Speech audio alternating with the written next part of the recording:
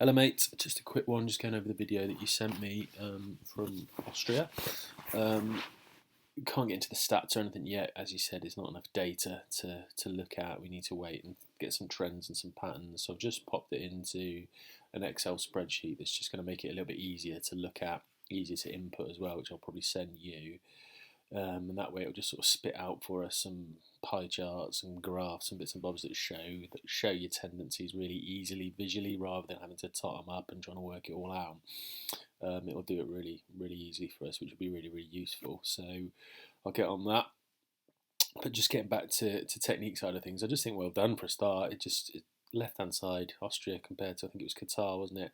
Just looks so much cleaner. As we mentioned before, it didn't quite stack up. You didn't quite know what you were doing. You didn't have anything to focus on, and obviously your upper body was sort of stacked a little bit ahead of your lower body. Your hips, your head was on a slight tilt, and your feet didn't quite know where they were going.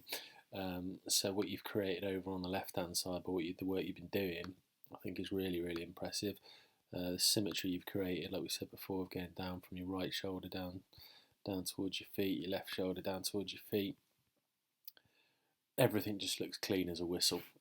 Shoulder lines cleaned up, your upper body stacked perfectly above your lower body, no hint of a lean, no hint of twisted heads. It just looks so much better symmetrically, so I'm really pleased with that.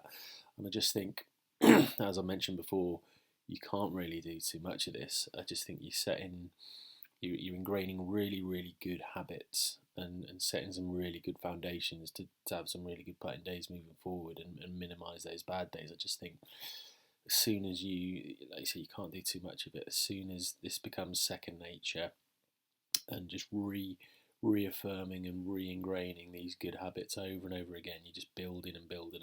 So I'm really keen on you staying on top of that, which I think is good. The one thing I did want to mention, I didn't mention it last time, it's something I've always noticed with you a little bit, but I just think it might be a good thing now. We've got an idea of what you're doing setting up, and just have a little bit of a stroke focus for the next few sessions. It's just a little point with regard to the way you release or don't release the putter, if you like. So I'll just highlight it like this. If you just take a straight line, which you do a really good job of now, impact that 90-degree angle straight up to your sternum, right between the boobies. There, as you take it back, you do a really good job of not introducing any wrist hinge or handle drag on the way back. Some people can get the hands going quicker than the club head, and vice versa. On the way back, you do a really good job straight up the putter shaft that meets in exactly the same point, again creating that symmetry we like that takes away any variables. On the way through, and you've always done this just a smidge, you don't quite release the putter. You can see it here, your hands are sort of back at exactly where they were at address, and your putter's just a little bit behind, so you start to drag the handle a bit through. So when you get to the end of your follow through here, if we take that straight line up your putter, it's a little bit better when it's a bit more symmetrical, but if we take that straight line up your putter shaft towards the sternum, you can see you create that little gap here, which just shows what we just showed, the impact there. You're just dragging the handle through, not quite letting the putter release naturally, you're just holding it off in that sort of punchy motion. It's something you've always done, even, let's get back here. Create a little bit more forward lean on this one than you had before. So let's get this line all the way up. On the way back again, good job of not changing those angles. Butt of the putter's pointing exactly where it was.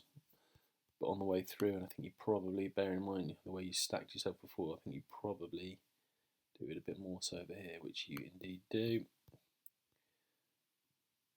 That held off finish again, just hands ahead, putter not releasing as much as it could do. Just a couple of examples of people that do that quite well. Let's have a look at Luke Donald. I've not watched this video for a while, but he's usually very good in terms of releasing putter. So same thing, up the putter shaft, 90 degrees. On the way back, similar to you, does a very good job maintaining that angle.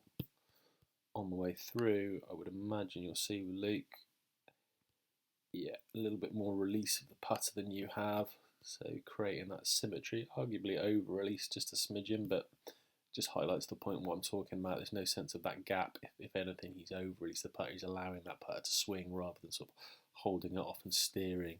Another good example, I think, will be Tiger. He tends to have a little bit more freedom and hinge to his stroke. So again,